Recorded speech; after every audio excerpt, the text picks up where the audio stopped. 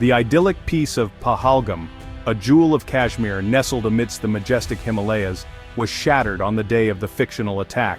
This serene valley, often described as a paradise on earth, faced an unprecedented horror. Terrorists struck with ruthless precision, leaving behind a trail of carnage and despair. The once peaceful streets were now scenes of chaos and destruction. The vibrant tourist town, known for its breathtaking beauty and tranquil atmosphere, became a scene of unimaginable horror. The bustling markets and scenic spots were now overshadowed by the grim reality of violence. This latest act of violence served as a chilling reminder of the volatile situation that continues to plague the region. The presence of military forces and the shock on people's faces highlighted the gravity of the situation. The attack sent shockwaves throughout India. From bustling cities to quiet villages, the nation was united in its response to the tragedy. News channels broadcast images of the devastation, bringing the horrors of terrorism directly into the homes of millions. The relentless coverage ensured that the gravity of the situation was felt nationwide. The nation grappled with the enormity of the tragedy, united in grief and outrage. Candlelight vigils and protests against terrorism became common sights, reflecting the collective sorrow and anger. The attack in Pahalgam was not just an assault on innocent lives, it was an attack on the very soul of Kashmir. The emotional reactions of the local residents underscored the deep scars left by the violence. The valley, long admired for its natural beauty and cultural richness, has been scarred by years of conflict. The juxtaposition of cultural festivals and signs of conflict painted a poignant picture of the region's struggles. The recent events threatened to push the region further into darkness. The dark clouds over the scenic valley symbolized the looming uncertainty and turmoil that lay ahead. Prime Minister Narendra Modi, visibly shaken by the attack, addressed the nation. His voice resonated with anger and determination as he vowed to bring the perpetrators to justice. "We will not rest," he declared, "until those responsible for this heinous act are hunted down and punished." Immediately after the attack, Indian security forces launched a massive manhunt.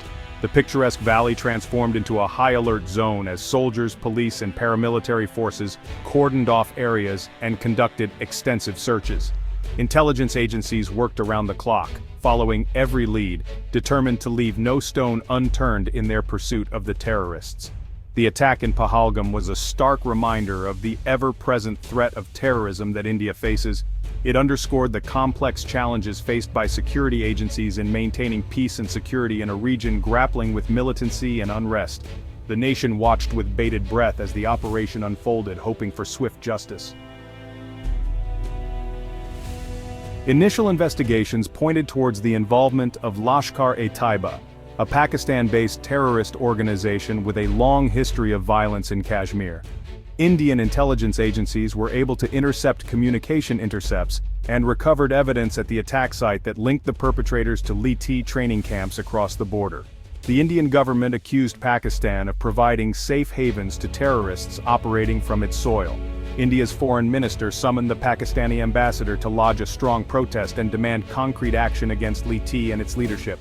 Pakistan, as it had done in the past, denied any involvement in the attack. However, the evidence presented by India, coupled with Liti's history of violence, made it difficult for the international community to ignore Pakistan's role in harboring terrorists. The attack in Pahalgam once again brought the fraught relationship between India and Pakistan under intense global scrutiny. Section 4. Indus Waters Treaty. A casualty of conflict? In a move that sent shockwaves through the region, India announced its decision to suspend its participation in the Indus Waters Treaty, a decision that has far-reaching implications for both nations.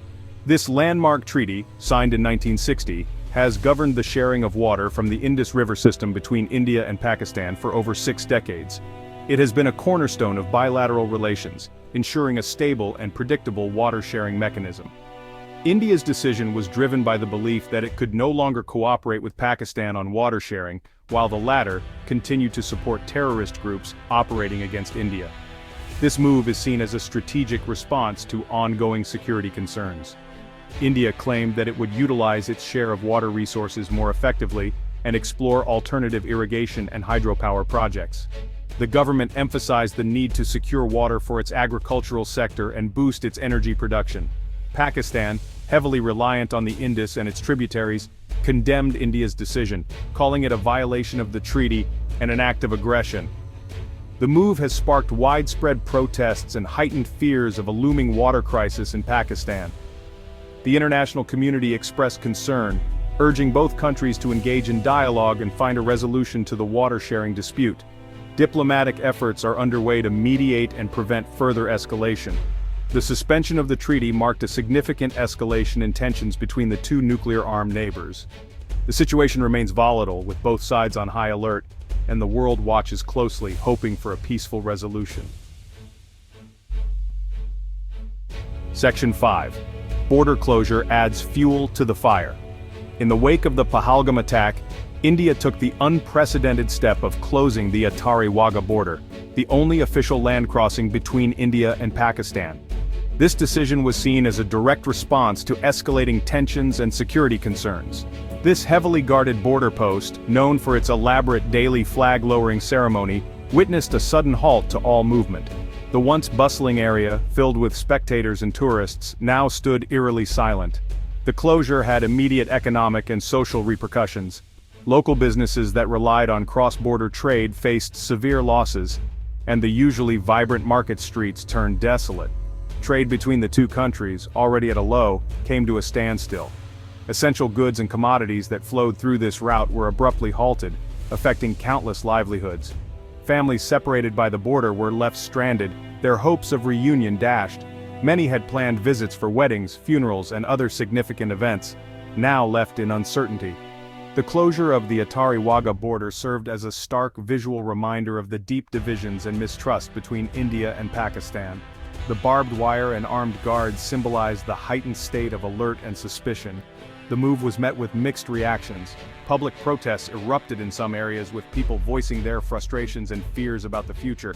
While many in India supported the government's tough stance, others expressed concern about the impact on cross-border trade and people-to-people contact. The debate highlighted the complex emotions and differing perspectives on national security and human connections. The closure of the border further escalated tensions between the two countries, making any prospect of dialogue and reconciliation even more distant. Diplomatic efforts seemed futile as military presence increased, casting a shadow over hopes for peace. Section 6. Kashmiri students face backlash in India. In the aftermath of the Pahalgam attack, disturbing reports emerged of Kashmiri students studying in various parts of India facing harassment and threats. These students, many of whom had traveled far from home to pursue their education, found themselves caught in the crossfire of anger and suspicion. Social media platforms were abuzz with hate speech and calls for violence against Kashmiris. Incidents of landlords evicting Kashmiri tenants and shopkeepers refusing to serve Kashmiri customers were reported from different cities. The attacks on Kashmiri students sparked outrage and condemnation from various sections of Indian society. Student organizations, human rights activists, and concerned citizens raised their voices against the targeting of innocent individuals based on their ethnicity or place of origin. They called upon the government to ensure the safety and security of all citizens, regardless of their background, and to take swift action against those spreading hatred and inciting violence. Section 7. A nation united in grief and outrage. The terrorist attack in Pahalgam plunged India into a state of collective grief and outrage. The nation mourned the loss of innocent lives, and there was a palpable sense of anger and determination to see justice served. People from all walks of life came together to condemn the attack and express solidarity with the victims and their families. Candlelight vigils were held in cities and towns across India.